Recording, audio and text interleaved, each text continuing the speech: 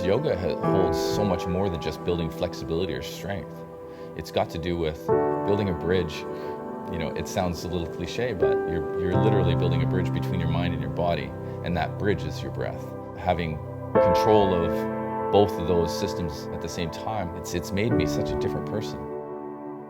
This is life-prolonging exercise, not a destruction derby. So if we make time for this here, you make time for your wellness now, you won't have to make time for your sickness later. The community is everything. In one class, you can't say it's a certain type of person. You look through the class and there's people from all different backgrounds. It's very diverse, it's very inclusive. And the community is a big part of my life now and what I love about the yoga. And I can't even imagine life without this community here in Sydney. It's like nothing else.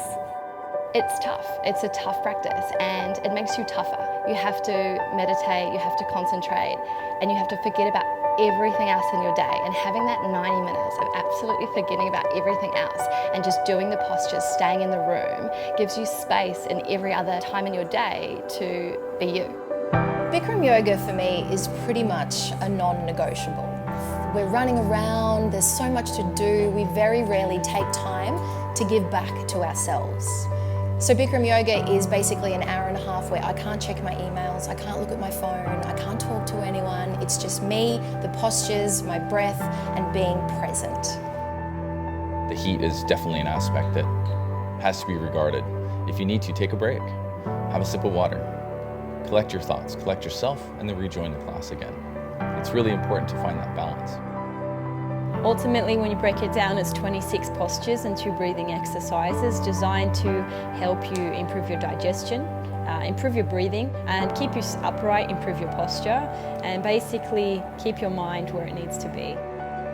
So the unique thing about Bikram Yoga is it's actually the same postures every time you come. It's the same thing. You might be different. So you might be different today than you were yesterday, and as a result, you learn so much about yourself. The more you practice, the more you learn about yourself, and that never ends.